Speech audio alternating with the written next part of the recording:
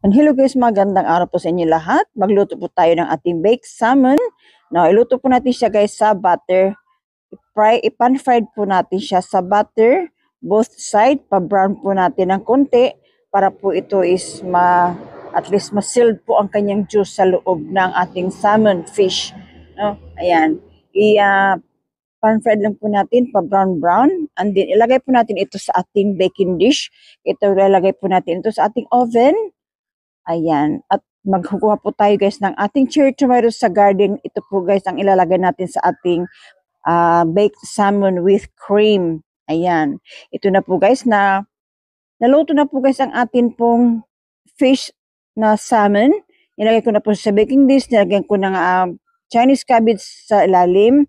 Nag-chop-chop po tayo. Tapos maglagay po tayo ng ating cherry tomatoes na napuha natin sa ating garden. Kung ano man pong gulay ang gusto nyo, ilagay. Okay lang po yan. Pero para sa akin po, mas enough na po sa akin ang kamatis at saka ang ating Chinese cabbage. Ayan, maglagay po. Damihan po natin ang ating cherry tomatoes kasi masarap po ang cherry tomatoes guys. Lalo na pagka fresh galing po sa aking garden. Ayan, pinitas ko po yan kanina guys. Ayan, ngayon, maglalagay naman po tayo guys ng atin pong heavy cream. Ito po ang ating isasabaw sa kanya. No, ating pong heavy cream. Ayan, ilagay lang po natin sa ibabaw, isabaw. At hindi na po natin ito lalagyan guys ng seasoning kasi ang ating pong isda, mayroon na po siyang paminta at saka asin lang po ilagay ko. Ito na po ang kanyang itsura guys. Ipapasok natin ito sa ating oven at i-bake po natin ito. Yan, nagbe-bake na po tayo at least 30 minutes hanggang sa maluto po at saka mag-brown-brown ng kunti po ang kanyang tomatoes. No. Ayan, mamaya-maya po tayo po ay maluto na nga po ang ating baked salmon with cream and fresh cherry tomatoes po guys. Andito na nga po siya, muntik pang masunog.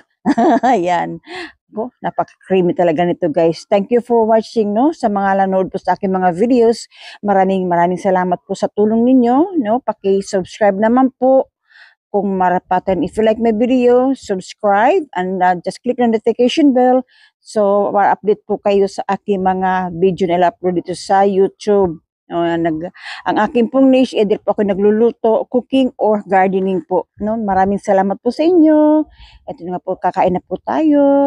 Maraming salamat. Ayan.